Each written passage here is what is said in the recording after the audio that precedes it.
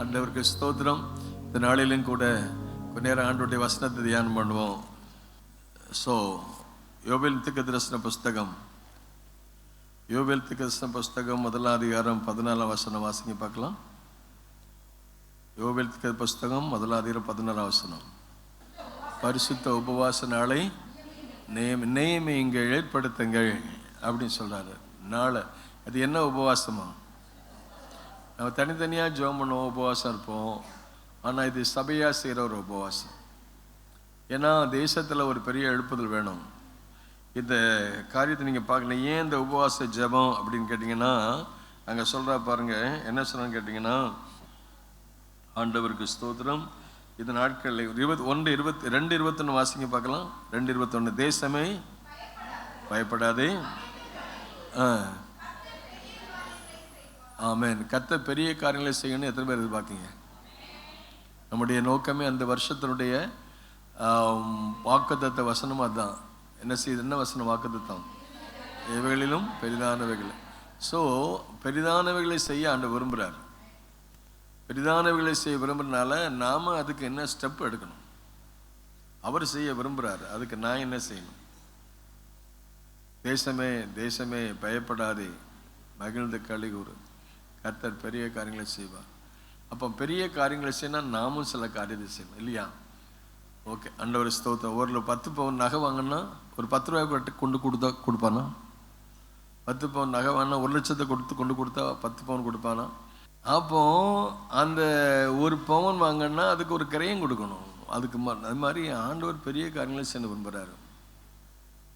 ஒரு பிரதர் ஜெபம் பண்ணிட்டு இருக்காரு, சர்ச்சில் ஆராதனையே ஜெபம் பண்ணிட்டு இருப்பார். போன வாரம் ஒரு தரிசனம் சொன்னார், பாஸ்டர் ஆராதனையில் இந்த 11 மணி ஆராதனை நடந்துட்டு முடிக்க முடியல.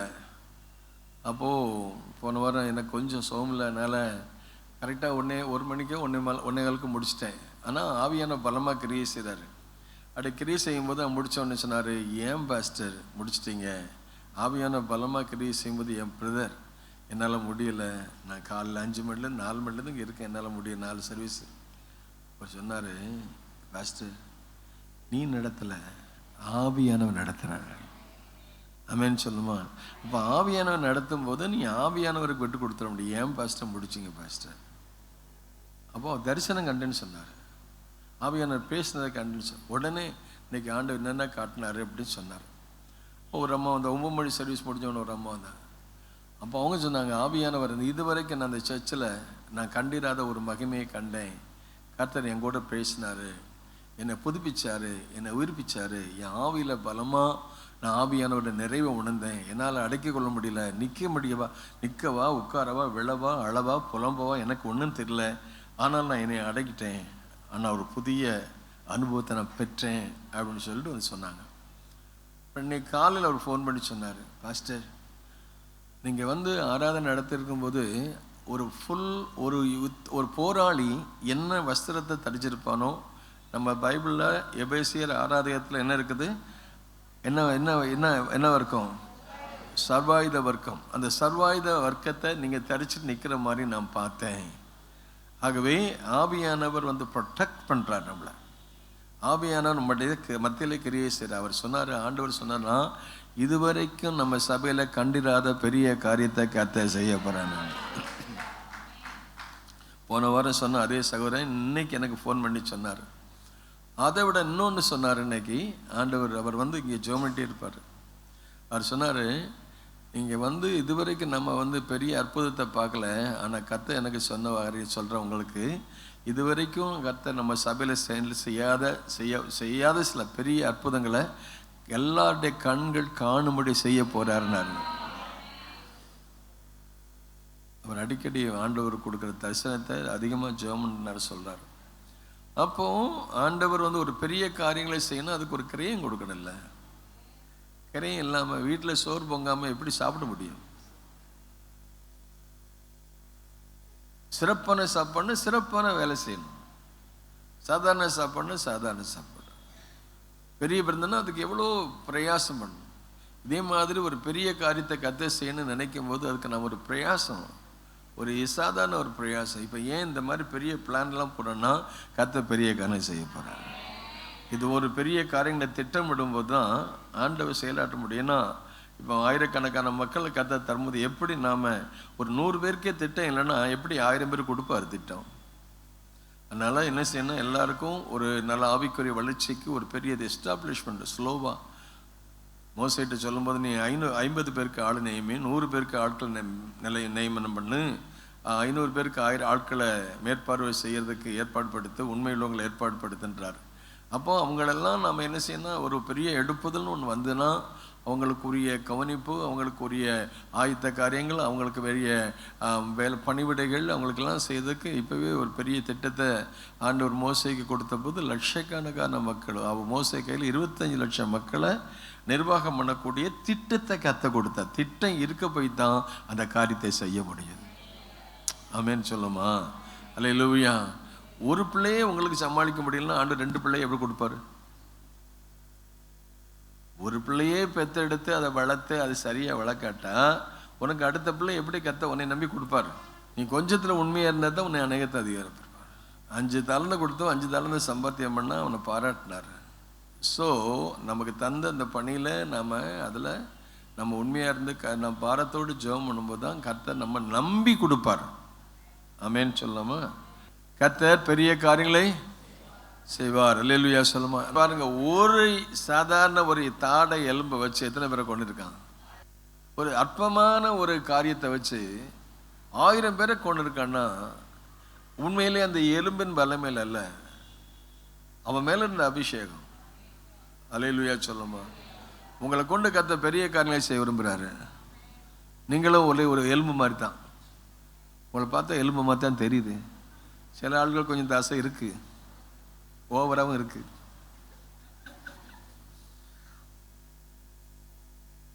அது எலும்பா மாறும். ஆண்டவருக்கு ஸ்தோத்திரம். ஆகவே தாடை எலும்பை வச்சு 1000 பேரை கொண்டான்னா அதில் என்ன விசேஷம்? அதில் வல்லமை கிடையாது. தாவீது கவனில் வச்சு ஒரு கல்லை வச்சு கோலியாத்தை கொண்டான்னா அந்த கல்ல வல்லமை இல்லை, அதை பயன்படுத்துறது அவ்வளோதான். ஒரு சிறிய கல், ஒரு கூழாங்கல்ல அதை பயன்படுத்துறாரு. ஒரு சின்ன தாடை எலும்பு அதை பயன்படுத்தினாரு. இந்த காலை ஆறாயில் நான் ஒரு தாடை எலும்பை மாற போறேன். எத்தனை பேர் மாற விரும்புறீங்க? ஒரு கல்லாக மாற போறேன். சின்ன கல் தான் ஆண்டவருக்கு தேவை. அல்லேலூயா சொல்லுமா? ஆண்டவருக்கு பெரிய பெரிய ஆட்கள், படித்தவங்க, பெரிய பிரைட், பிஹெச்டி அந்த இதெல்லாம் தேவையில்லை. ஒன்றுமே தெரியாத ஆட்கள் தான் தேவை. ஆமேன்னு சொல்லுமா? ஆண்டவர் எதிர்பார்க்க ஒரு தேவன் சொல்லிட்டு நாட் எபிலிட்டி ஒன்லி அவைலபிலிட்டி. தரமா புத்திசாலிலாம் தேவையில்லை. ஒன்றுமே இல்லாத ஆட்களை தான் கர்த்தர் பயன்படுத்த போகிறார். எனக்கு அந்த அனுபவம் இல்லை, எந்த இது இல்லையா? நீ என்னைக்கு ஒன்றும் இல்லைன்னு நினைக்க அன்னைக்கு தான் உன்னைய பயன்படுத்த முடியும்.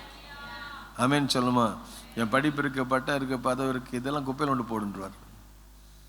அதான் பவுல் சொல்றாரு, எல்லாம் நான் குப்பையும் அற்பமான்றார். அவர்கிட்ட எல்லாம் இருந்தது, படிப்பு இருந்தது, பணம் இருந்தது, எல்லாம் இருந்தது, தூக்கி தூர போட்டு இதெல்லாம் தூக்கி தூர போட்டால் தான் ஆண்டை பயன்படுத்துவார்.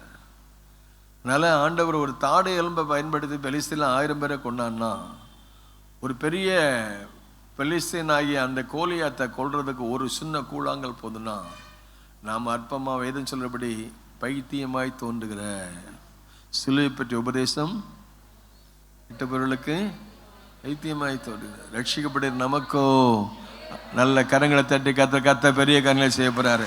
ஒரு கழுதையை கொண்டு, கழுதையின் தாடை எலும்பை கொண்டு செய்வார். ஒரு கூழாங்கற்களை கொண்டும் கத்த செய்வார். அதை விட எண்ணெயை கொண்டும் கத்த செய்வார். நாம் பண்ற ஜபத்துக்கு கத்த பெரிய கரங்களை செய்ய போறார். நல்ல உற்சாகமா கரங்களை தட்டி கத்தரை ஸ்தோத்திரம் பண்ணுமா? நல்ல உற்சாகமா ஜெபம் பண்ணு. நல்ல நல்ல கண்ணை மூடி நல்ல ஆவில நிறைஞ்சு ஜெபம் பண்ணு. ஆர் ரபாலா தியாம் தார ரபாப்பா ஏரிய மன ரபால சப்பர ரபாலா தியாம் தூர ரபால பால சந்தர ரபாப்பா பாப்பா ஆலிய மன ரபாலா தியாம் தூர ரபால ஷூர பால தியாம் தர ராக்கார ரமமமா ஆலிய மன ரபால சப்பர ரபால தியாம் தர ரபா பாப்பா. ஒரு அற்புதமான காரியங்களை செய்வதற்கு தேசமே தேசமே பயப்படாதே மகிழ்ந்து களி ஒரு கர்த்தர் பெரிய காரியங்களை செய்ய போறார். அந்த பெரிய காரியங்களை செய்ய போறாரு. என்ன கொண்டு செய்ய போறாரு? நான் பலசாலி கிடையாது, நான் திறமைசாலியும் கிடையாது, நான் படித்தவன் கிடையாது, எனக்கு படிப்பு இல்லை, பணம் இல்லை, பதவி இல்லை, பக்க பலம் இல்லை, பண பலம் இல்லை, எனக்கு வேற எந்த பலம் இல்லை. ஆனால் உங்கள் பலம் தான். கர்த்தர் பணத்தை பணக்காரனை எதிர்பார்க்கல, மீன்பிடிக்காரர்கள் தான் எதிர்பார்த்தார். மீன்பிடிக்காரன் கடினமாக உழைக்கிறவன், கடின உழைப்பாளிகள், கண்ணீரோடு ஜெபிக்கிறவர்கள், அழுகையோடு ஜெபிக்கிறவர்கள், புலம்பலோடு ஜெபிக்கிறவர்கள், கர்த்தருக்காக தியாகம் பண்ணி கரையும் கொடுக்குறவங்க, அவங்கள தான் கர்த்தர் பயன்படுத்தப்படும்.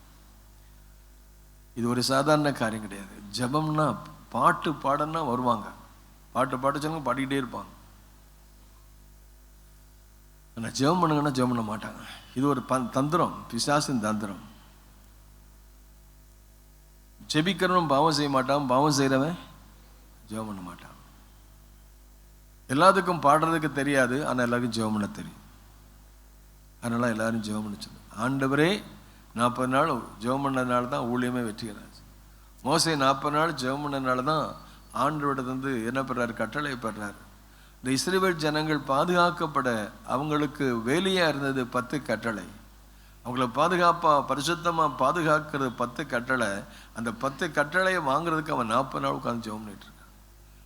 நமக்கு ஆலோசனை கொடுக்கறதுக்கு ஆண்டவரை இயேசு 40 நாள் ஜெபம் பண்ணனால தான் அந்த ஊழியமே வெற்றிகரமாக இருந்துச்சு. ஆகவே பரிசுத்த உபவாச நாள். ஏன் உபவாசம்? நான் செய்த தவறை உணர்றதுக்கு, ஆள்றதுக்கு, புலம்புறதுக்கு, தாழ்த்துறதுக்கு, வறுமையாக்குறதுக்கு. உங்கள் வஸ்திரங்களை இல்லை, இருதயங்களை கிழித்து, இருதயங்களை கிழிச்சு எப்போ உங்கள் உட்காந்து ஜெபம் பண்ணுவோம்? நான் உபவாசம் பண்ணும்போது, அழுகும்போது தான் நம்ம கொஞ்சம் ஆத்மாவை, நம்முடைய சரீரத்தை, கொஞ்சம் மாம்சத்தை கண்ட்ரோலுக்குள்ள வரணும்னா அப்போ தான் ஆவியானவர் கிரியை செய்யும். நம்முடைய மாம்சம் பலன் கொள்ளணுமா, ஆவி பலன் கொள்ளணுமா? மாம்சத்தின் பிழைத்தால், ஆவியினால் சரீரத்தின் கிரியை அழித்தால் பிழைப்பீர்கள். பிழைக்கணுமா சாகணுமா? பிழைக்கணும் என்ன செய்யணும்? சரீரத்துக்கு சாகணும், மாம்சத்துக்கு சாகணும். ஆவியில் பிழைச்சிருக்கேன்னா உபவாசம், ஜெபம், வசனம், ஆராதனை. இன்னைக்கு உபவாசமே ஜெபம் பண்ணாத பிள்ளைகள் நம்ம குடும்பத்தில் இருக்காங்க. வசனமே வாசிக்காத பிள்ளைகள் இருக்காங்க.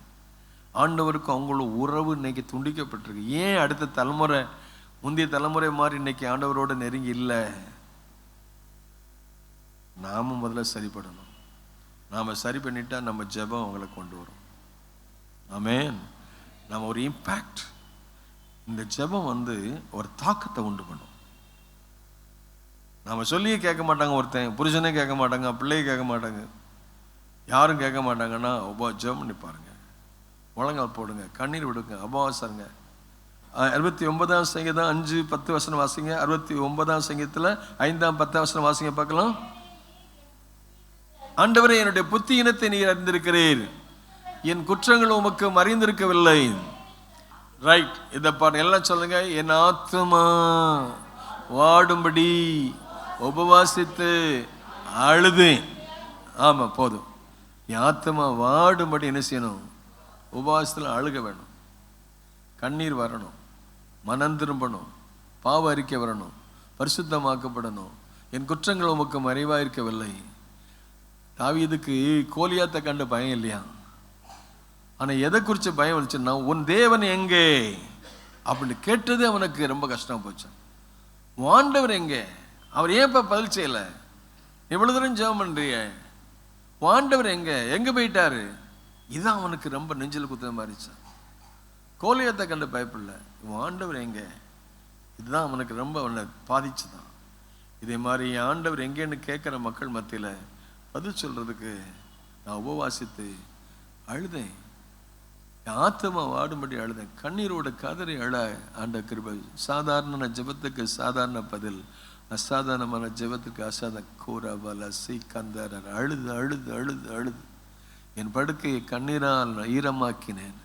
உங்கள் கண்ணீர் தான் உங்கள் வாழ்க்கையில் ஒரு பெரிய உயர்வை கொண்டு வரும். அல்லேலூயா சொல்லுமா? வேற அது இல்லை இது இல்லைன்னு அழாதீங்க. ஆண்டவரே, என்னையும் பயன்படுத்துங்க. ஆண்டவரே, என் வாழ்க்கையில் கிரியை செய்யக்கூடாத தடைகள் மாறட்டும், என் வீட்டில் இருக்கிற தரித்திரம் மாறட்டும், ஆவிக்குரிய தரித்திரம் மாறட்டும். நான் என் தரிசனங்களை தாங்க, நல்ல சொப்பனங்களை தாங்க, நல்ல கிருபைகளை தாங்க, வரங்களை தாங்க, அபிஷேகம் தாங்க, திக்கு தரிசன வார்த்தைகளை கூறுங்க, என் மூலமா அற்புதங்களை செய்யுங்க. இந்த மனுஷ கரத்தை தெய்வகரமா மாத்துங்க. அடுத்த லெவலில் போவோமே. எப்போதுமே எனக்கு என்னால் நல்லா இருக்கணும், என் பிள்ளை நல்லா இருக்கணும், இதெல்லாம் குப்பையில் போடுங்க. இதெல்லாம் முதலாவது தேவனுடைய ராஜ்யத்தையும் அதெல்லாம் தன்னால் வரும். கரங்களை தட்டி கர்த்தரை ஸ்தோத்திரம். ஹல்லேலூயா. அவர் வந்தால் போதும், எல்லாம் தன்னால் வரும். ஆமென் சொல்லுமா, ஆமென் சொல்லுமா. Keys prayer. என் பெருமூச்சினால் எழுத்து போனேன், ராம் முழுவதும் என் கண்ணீரால் என் படுக்க என்ன செய்தேன் சொல்லுங்க. 6:6 சங்கீதம் 6:6 கண்ணீரா 6 மாறட்டும். ஞானசேகர் சொல்லுவார், பெருமூச்சு விட்டு ஜெபிக்கிறவங்கள முத்திரை போட்டு வை, தனியாக வைன்னு சொன்னார். பெருமூச்சு விட்டு ஜெபிக்கிறவங்க, கண்ணீர் விட்டு ஜெபிக்கிறவங்களை தனியாக வைங்கிறாரு. அழுது ஜெபிக்கிறவங்களை தண்ணீராக வைங்கிறார். புலம்பி ஜெபிக்கிறவங்களை தனியாக வைங்கிறார். இது ஜெபத்தில் பாருங்கள், ஆட்கள் லெவல் பண்ணுறாரு. சாதாரணமாக ஜெபிக்கிற ஒரு கூட்டம் இருக்குது, அழுது ஜெபம் பண்ணுற ஒரு கூட்டம் இருக்குது, கண்ணீர் விட்டு கதறி அழைச்சோம் பண்ணுற ஒரு கூட்டம் இருக்குது. அப்படி பெருமூச்சு விட்டு. ஒரு பாஸ்டர் எங்கூட ஒரு வெள்ளைக்காரர் இருந்தார், டேவிட் டேரல்னு. ராத்திரி தூங்க மாட்டார், பகலையும் சாப்பிட மாட்டார். உபவாசம் உபவாசம் உபவாசம். வருஷத்தில் எத்தனை நாள் தான் சாப்பிடுவார் தெரியாது. அழுது அழுது அழுது அழுது இந்த புறா உருமில்ல, அதே மாதிரி உரிமை ராத்திரி விழுது. நான் வர்ற கூட பல இடத்துலையும் தங்கியிருக்கேன். அவருக்கும் ஹோட்டல்லையும் எனக்கும் பக்கத்தில் அடுத்து போட்டிருப்பாங்க. ராத்திரி தூங்கவே மாட்டார், கண்ணீரோட அழுது அழுது. நாகர்கோவில் கூட்டம்னா அந்த கூட்டத்துக்காக அழுது அழுது ஜெபம் பண்ணுவார். மார்த்தாண்டத்தில் கூட்டம்னா அழுது அழுது அழுது ஜெபம் பண்ணுவார். அப்படி கண்ணீரோடு அழுது நின்று ஜெபம் பண்ணுவோம். இந்த மேடையில் நின்னா போதும், வேற ஒன்றும் செய்ய வேண்டாம். அப்படி நின்று அவரை ஹோலி ஹோலின்னு பாரு, அவ்வளோதான். அப்படியே God's presence will fill the place. அங்கே கட்டி வச்சிருக்கோம், சங்கிலியில் கட்டி வச்சிருப்பாங்க. அங்கே படுக்கையில் கொண்டு வந்திருப்பாங்க ஆட்களை, வியாதிஸ் எல்லாம் டப் டப் டப் டப் டப். நல்ல கரங்களை தட்டி கத்திர சாரல். அந்த கண்ணின் நிறைந்த ஜெபம். இப்போ நம்ம ஜெபிக்கிறது நம்ம சாதாரணமாக ஜெபம் பண்ண வாங்க வாங்கன்னு சொல்கிறோம். நீங்கள் பேர் கொடுக்குற சந்தோஷம். நீங்கள் எந்த லெவலில் இருக்கீங்க பாருங்கள். நீங்கள் கண்ணீர் விட்டு ஜெபிக்கிற ஆளாக இருக்கீங்களா, புலம்பி ஜெபிக்கிற ஆளாக இருக்கீங்களா, பெருமூச்சு விட்டு ஜெபம் பண்ணுற ஆட்களாக இருக்கீங்களா, பாஸ்டர் கேட்டதுக்காக வந்து நிற்கீங்களா, உண்மையிலே ஒரு எழுப்புதலை எதிர்பார்த்து வரீங்களா, அல்லது உங்கள் வாழ்க்கையில் ஒரு மாற்றத்தை எதிர்பார்த்து வரீங்களா, நீங்கள் ஒரு ஆசீர்வாதத்தின் வாய்க்கால் இருக்குன்னு வரீங்களா? சும்மா வந்துட்டு இப்படியே உட்காந்துட்டு இப்போ நேரத்தை போயிட்டு வராமல் என்னையும் பயன்படுத்த ஆண்டவரே. யாரெல்லாம் கண்ணீர் வீட்டுக்கு ஒரு அன்னாளை கர்த்தர் பயன்படுத்தினார, ஒரு ஆகார கர்த்தர் பயன்படுத்தினாரு, ஒரு ஆகாருடைய கண்ணீருக்கு கர்த்தர் பதில் செய்தார, ஒரு அண்ணாவுடைய கண்ணீருக்கு பதில் செய்தார, அந்த கடலில் போய் கதறி அழுத அந்த மரியாளுக்கு ஒரு பதில் செய்தார். அந்த அவங்களுக்கெல்லாம் பதில் கொடுத்தாண்ட உங்களுக்கு கொடுக்க மாட்டாரா? நீங்கள்லாம் சண்டைக்காரங்களா? நிச்சயமா நமக்கு உதவி செய்வார். அல்லேலூயா சொல்லுமா. ஆகவே என் ஆத்துமா உபவாசித்து வாடுபடி நான் அழுதேன், என் பெருமூச்சினால இழைத்து போனேன். ராம் முழுவதும் என் கண்ணீரால, எல்லாம் சொல்லுங்க, ராம் முழுவதும் என் கண்ணீரால படுக்க செய்தேன், என் கட்டில் நினைக்கிறேன். அல்லேலூயா சொல்லுமா. நம்ம கட்டில் நனையணும், தலையணை நனையணும், நாம நனையணும். என் தலை தண்ணீராகும். ஒரு எரேமியா புலம்புறாரு, என் தலை என்ன சொல்லுங்க, தண்ணீர் வருதா, வேர்வை வருதா, அழும்போது நம்ம அழுது ஜெபிக்கும் போது தலையெல்லாம் தண்ணி வரணும், தலையை தண்ணி வேர்வை வரணும், கண்ணீர் வரணும், பெருமூச்சு வரணும். டை கோதுமணி சாகணும், சாகாவிட்டால் தனித்திருக்கும். சும்மா ஒரு வந்து கடமைக்கு ஒரு 10 மணிக்கு வந்துப்போம். இங்கே 24 மணி நேரம் ஜெபம் பண்ணுற காரணம் கேட்டிங்கன்னா, ஏதோ ஒரு குறிப்பிட்ட நேரத்தை முடிஞ்ச கூட 24 ஹவர்ஸும் அங்கே நெருப்பு எரிஞ்சிட்டே இருக்கணும் பலிபீடத்தில். இங்கே நெருப்பு எரிய எரிய பாளையங்கோட்டையை பற்றி எரியும், திருநெல்வேலி எரியும், தமிழ்நாடு எரியும், இந்தியா எரியும், தேசமே எரியும். அப்படி ஜெபிக்கிற ஒரு பென்சிகோலாவில் ஃப்ளாரிடாவில் ஒரு சபை இருந்தனால 24 ஹவர்ஸும் ஜெபம் நடந்துகிட்டே இருந்தது. 24 ஜெபம் நடக்கும்போது அங்கே ஆவியான ஒரு நாள் திடீர்னு ஒரு பிரசங்கம் பண்ணும்போது வல்லமையான ஒரு ஆவியானவர் இறங்கினார். அங்கே வல்லமையான ஆவியானவர் இறங்கும்போது என்ன நடந்துச்சு கேட்டிங்கன்னா, எல்லாரும் அழுது ஒப்பு கொடுத்தாங்க. இதுவரைக்கும் பாவம் அறிக்கை செய்யாதவங்கெல்லாம் அறிக்கை செஞ்சாங்க. யாரும் உணர்த்தலை. அவர் வரும்போது என்ன செய்வார், பாவத்தை குறித்தும் நியாயத்துக்கு கண்டித்து உணர்த்துவார். அப்படியே அழுது அழுது ஜெபம் பண்ண. உள்ள யார் வந்தாலும் இவன் குற்றவாளின்னு சொல்ல முடியாது. அவன் அவனே நான் குற்றவாளின்னு ஒத்துக்கொள்வான்.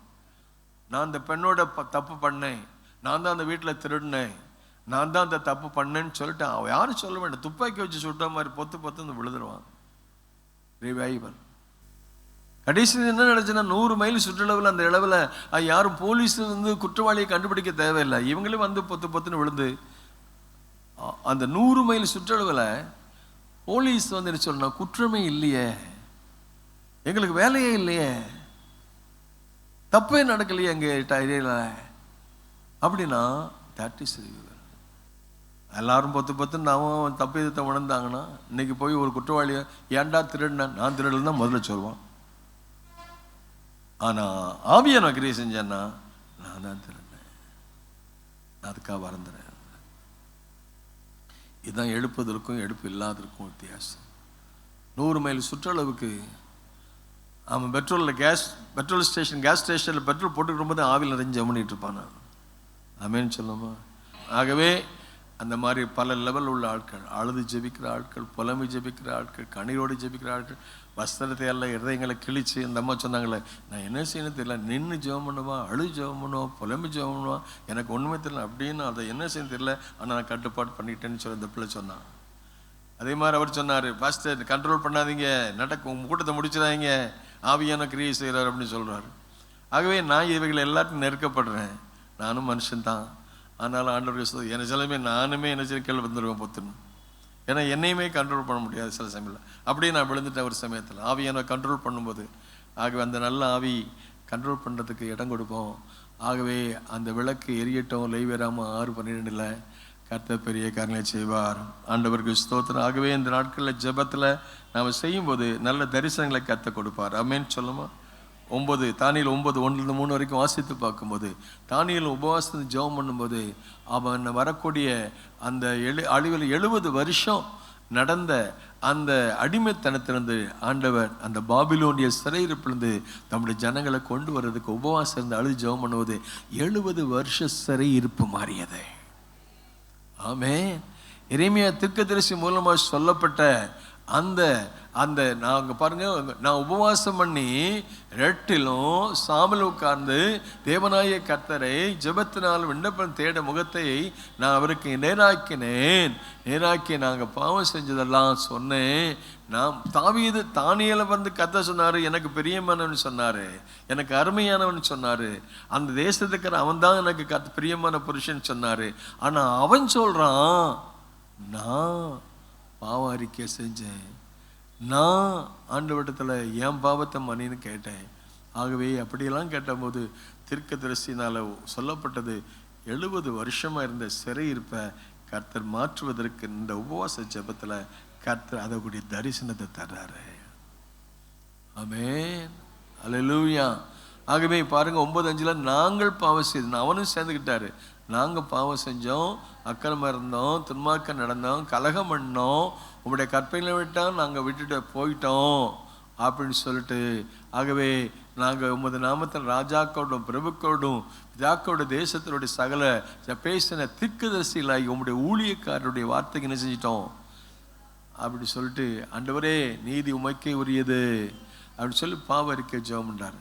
அதில் நீங்கள் ஆரம்பத்தில் பார்த்தீங்கன்னா அவர் சொல்லுவார், நாங்கள் இப்படியெல்லாம் உபவாசம் பண்ணும்போது எங்கள் கர்த்தர் தரிசனம் கொடுத்தாரு. இந்த புத்தகத்தை வாசிக்கும் போது சொன்னார், 70 வருஷ சிறையிருப்பு மாற்ற வேண்டார். இந்த ஊழியத்தில் கர்த்தர் 50 வருஷம் இருந்த சிறையிருப்பை கர்த்தர் மாற்றி 50ஆம் வருஷத்தில் பெரிய அற்புதங்களை செய்ய போகிற கரங்களை தட்டி எல்லாம் ஜெபிக்கலாம். ஹல்லேலூயா. ஆகவே தகர்க்கப்பட்ட இடங்கள், பாழாக்கப்பட்ட இடங்கள் இவையெல்லாம் சீராகும்படி நம்ம எல்லாரும் சேர்ந்து கொஞ்ச நேரம் ஜெபம் பண்ண போகிறோம். தீர்க்கதரிசன வார்த்தைகள், புதிய காரியங்களை செய்வேன், பெரிய காரியங்களை செய்வேன்,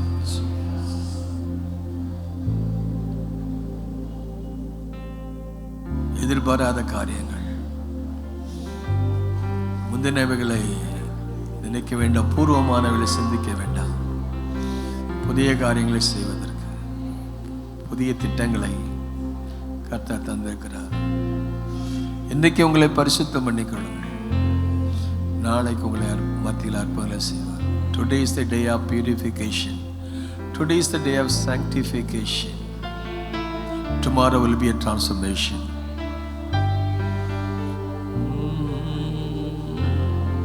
ஒரு அழுகை, ஒரு கண்ணீர், ஒரு புலம்பல், ஒரு பெருமூச்சு, பலிபீடத்துக்கு முன்னால கதறி அழுது ஜெபிக்கிற ஆட்கள், என் படுக்கையை கண்ணீரால் நினைக்கிறேன், உன் தேவன் எங்கே உங்க ஆண்டவர் எங்க இருக்காரு? நிறைய பேர் கேட்கிறாங்களா, ஆண்டவரே எங்களுக்கு எதிராளி வேற யாரும் கிடையாது. இந்த கேள்வி கேட்கும் போது எங்களால் ஒன்றும் சொல்ல முடியல. இந்த கேள்விக்கு பதில் நீங்க தான்.